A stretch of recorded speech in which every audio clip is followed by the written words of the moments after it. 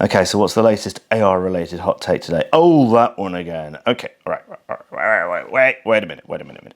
Okay, let me get this straight. So, according to the intertubes, the gas comes down the tube, it's squirted inside the bolt carrier group where it impinges directly on the carrier and on the bolt to cause the rifle to cycle, and that's not really direct gas impingement because...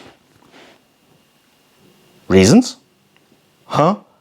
Well, only one thing for it, chaps. Tin hats on. I'm going in.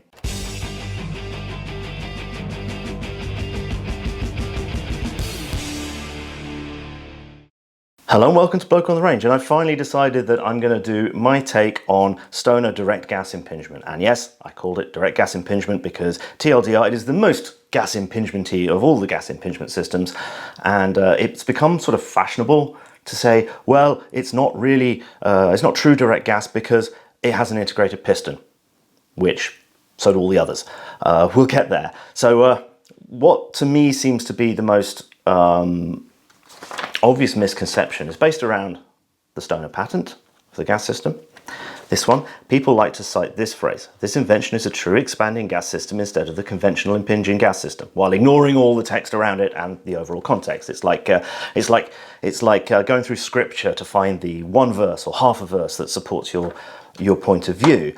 Now, what I think we're going to do is we're going to quickly go through the Stoner type direct impingement system so that we've all got that in mind for those who don't live in countries where you can own them, so don't have a good overview of how it works, what it does. We're then going to take a step right back and we're going to go back to conventional gas systems, talk about them for a bit.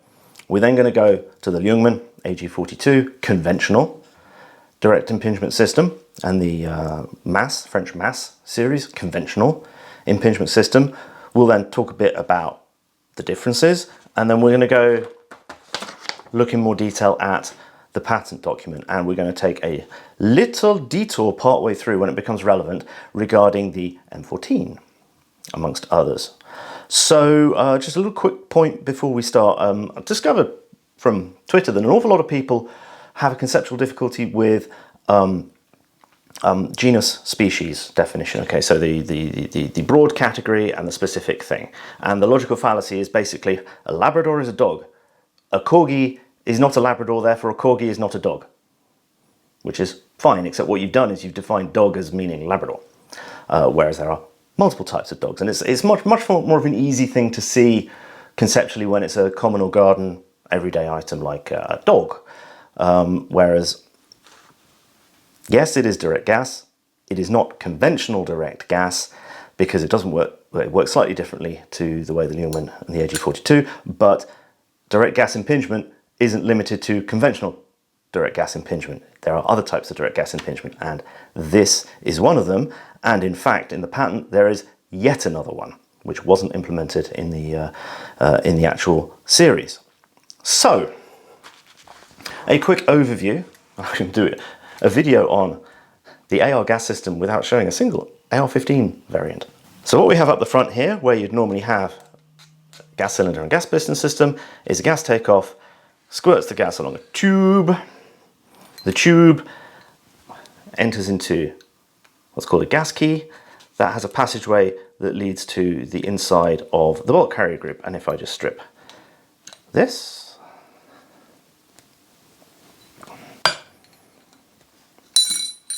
heaven knows when the last time this was stripped. So what we have in here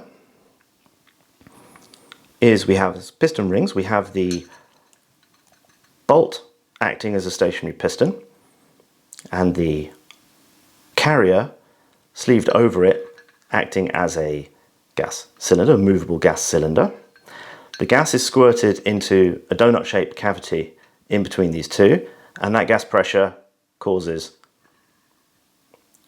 the carrier to retract with respect to the bolt head. The cam system causes the bolt head to rotate and unlock, and once it's unlocked, gas pressure is dropped, residual momentum carries it backwards, and we've got gas vents here so that once the gas rings have passed that port, it can vent to atmosphere.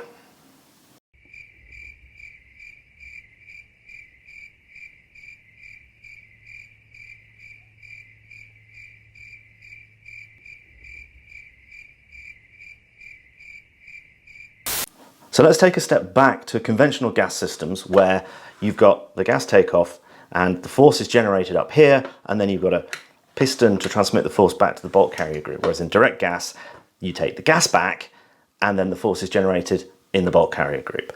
Now, this is an SAR-80 made in Singapore, Sterling Assault Rifle 80 Type 2, not that the Type 2 matters.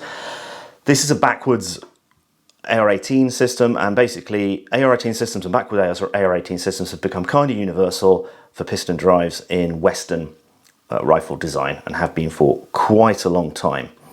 Now, so this one's backwards compared to an AR-18, and what you've got is you've got a stationary gas cylinder and a movable gas piston.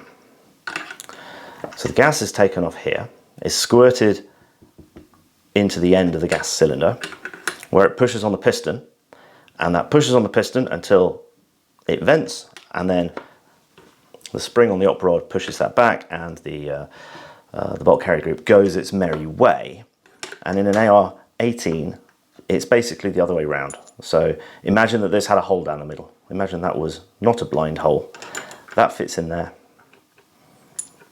And then the op rod goes on the cylinder, stationary piston moving cylinder, boff, same deal.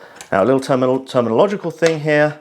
I've had arguments with people who said that the moving part is necessarily and definitely has to be called the piston. There's no such thing as a stationary piston. This would be a surprise to Stoner and the inventor of the Ljungmann system, because that's the term, basically the terminology they use in the patents.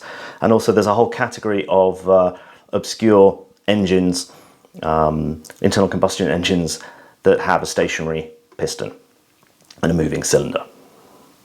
So for a bit of completeness, let's go for an AK-47 system. Again, we've got a barrel tap off. Here we have a stationary cylinder and a moving piston. Squirts the gas in there, piston comes back, and this is a Chinese Type 56, so the gas escape holes are like on the AK-47s, not the AKMs. They're on the gas tube. So now let's get nerdy. Sorry, I don't have one, so I can't show you an AG42, but we have the patent document. Now, what you usually read is people saying that the Stoner system isn't true direct gas or isn't direct gas at all because there is an integrated piston, which would surprise the inventor, Mr. Eklund, because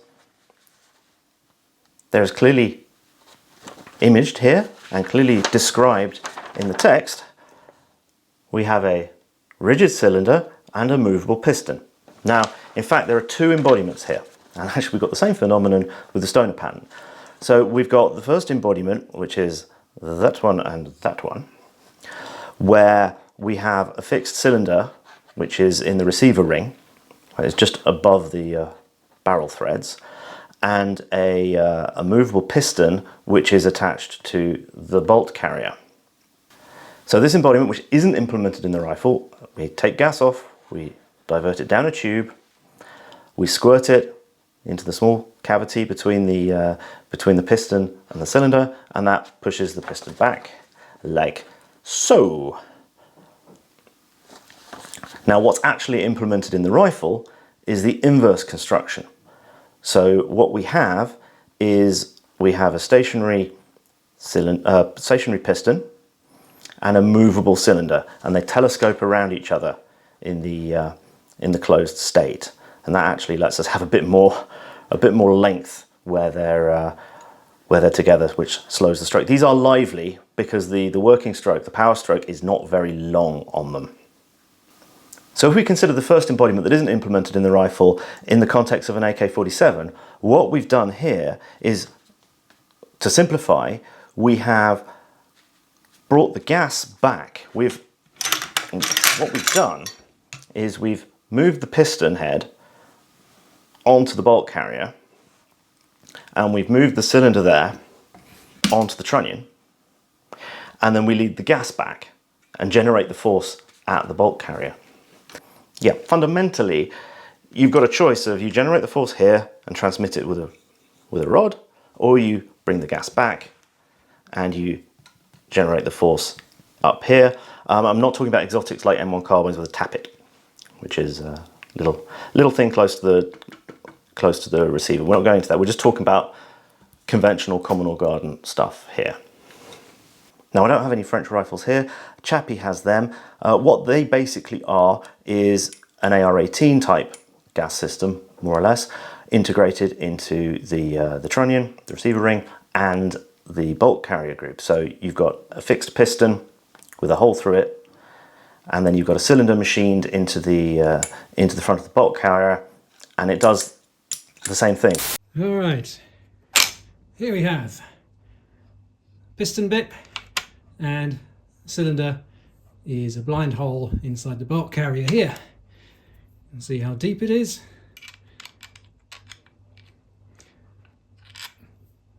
Yay deep, which naturally corresponds to the extension of the piston here. How the whole thing works. There's the view, the piston face of the gas entry. And on the other side, there is the hole at the top of the bolt carrier.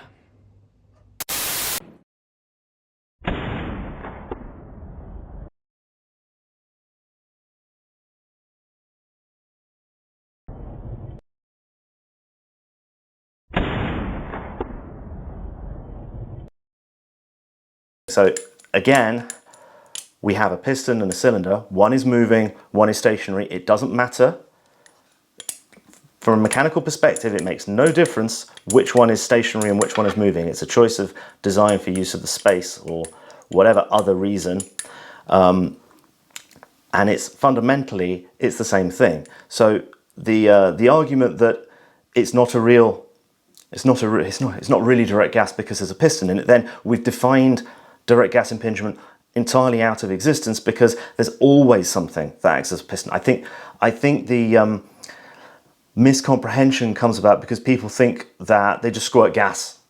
There isn't a relatively tight-fitting part there, and that they just squirt gas into a hole or squirt gas at the front of the bolt carrier or something. But there is, in conventional DI, there is a piston and there is a cylinder.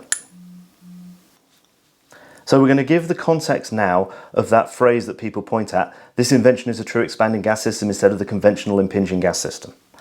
So this refers to the first embodiment, and what's going on here is that the first embodiment actually has a metered gas system. Now, what happens here is we've got a gas takeoff in the barrel, we've got a tube, in fact it's a sliding fit in there, and the tube there's no gas key or anything, there's just an opening on the side of the bolt carrier that tube squirts gas into to get into the donut-shaped cavity that does the work.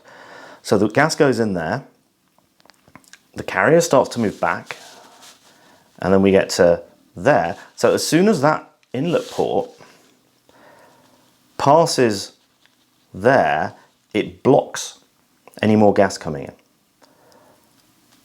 So all the work is done by the gas that has been admitted up to that point, and then as soon as that port reaches that hole there, it vents, and there's another vent there, which we know that's in that's in the AR-10s and AR-15s.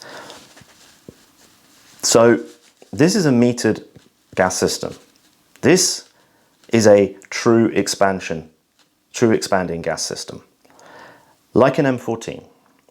Now, I just so happen to have a Chinese M14 sitting right over there, so let's have a look at that gas system and how it differs from a normal conventional piston system.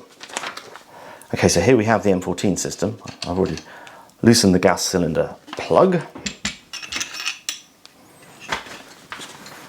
So we have the gas cylinder here, and this is the very, very interesting gas piston, and then the front end of the gas cylinder is closed by that plug, which has a hole in it, such that when they're together like that, it defines a fairly large expansion chamber. And you see this hole here. Now I have a diagram of what's going on, and I can show it live. Okay, so as I said, this is a hollow gas piston.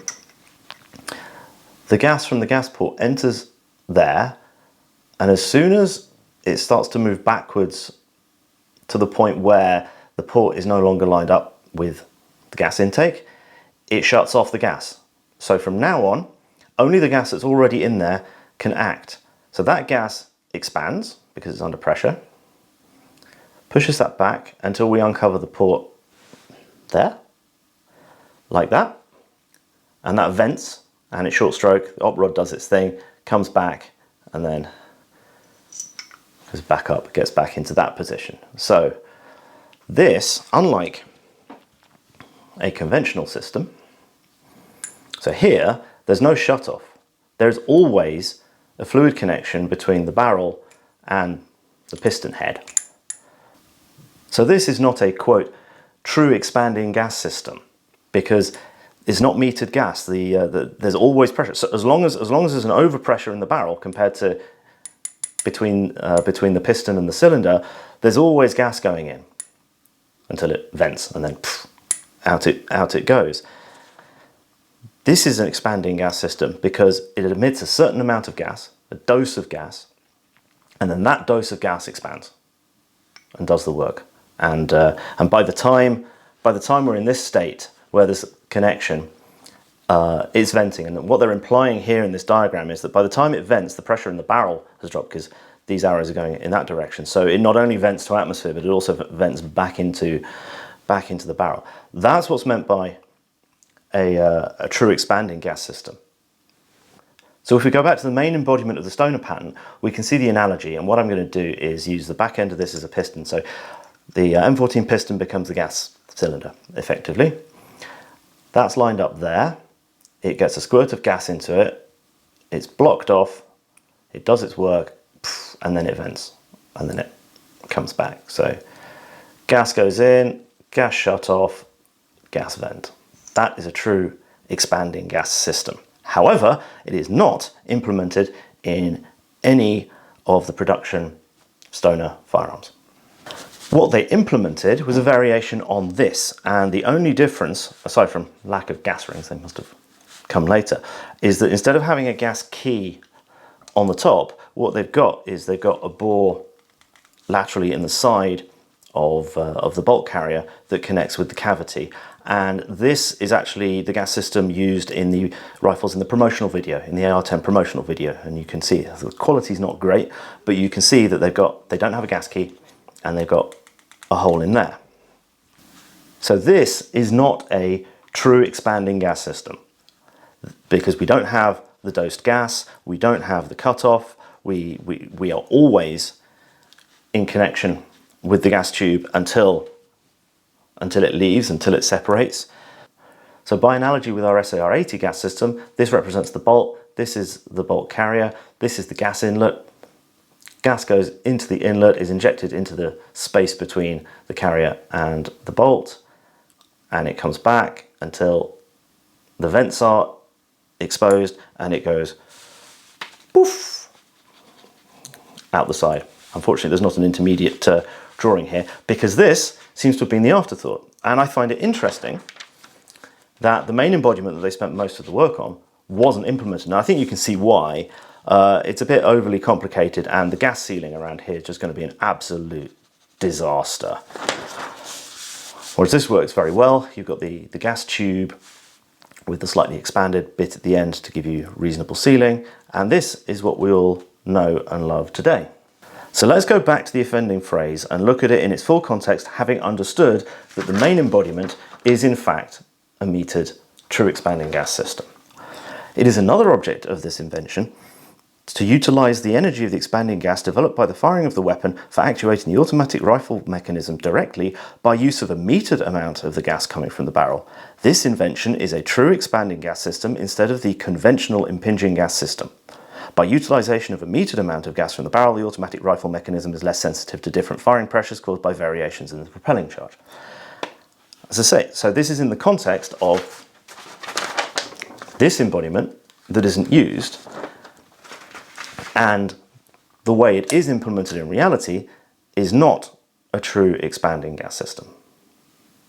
So what the innovation in the Stoner system was compared to the conventional, the pre-existing direct impingement systems was that rather than having a piston or cylinder integrated just with the carrier, what they did was they brought the piston down to the bolt, and they made the carrier body as a whole the movable cylinder. And these are rather lively in ejection because of the short working stroke. The French one's a lot less because there's a lot longer working stroke, and these are very, very smooth actions. I mean, Stoner was right. Stoner got it right.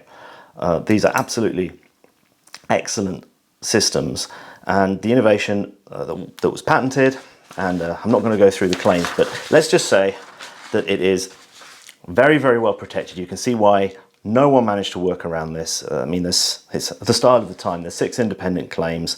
They're very well defined.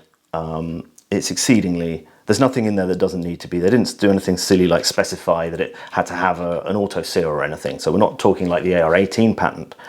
And the critical one, I'm just going to do the end of claim 1, where they've really defined it very, very well, which is blah, blah, blah. So said bolt, piston and bolt carrier defining between them an expandable chamber, which is not the case here, and means for carrying the explosive gases resulting from the firing of the firearm to said expandable chamber, whereby the gases operate within said chamber directly on said bolt and said bolt carrier to retract said bolt carrier relative to said bolt. So yes, the gas impinges directly on the two things, and if having an integrated piston means it's not direct gas despite the gas impinging, then the Ljungmann isn't direct gas impingement either. So there we go. There now follows a brief public service announcement. If you're watching this video on YouTube, wouldn't it be great if there was somewhere on the internet regrouping the best gun nerd content in one place, free of demonetizations and insta-bans, and enabling you to watch it either on desktop or on most major platforms including Apple, Android, Roku and Amazon Fire? Well, now there is. Go to weaponsandwar.tv and sign up for $9.99 a month or $99 a year to enjoy and support the work of all these great channels in one convenient package with cross-channel collections, feature weeks and other cool features you won't find elsewhere, and better video quality. There may even be a discount code for the monthly subscription active right now. Check the main page of weaponsandwar.tv to find out. If that's not for you, the traditional options of Patreon and Player are of course still open, links in the description, and we're always grateful for a like, a subscribe and a salty comment to feed the algorithm. Many thanks for your support in whatever form it may be. Now, back at the plot. Phew! So, anyway, if you got to the end of that, thank you very much for watching. I hope that was at least vaguely interesting. Your mileage may vary.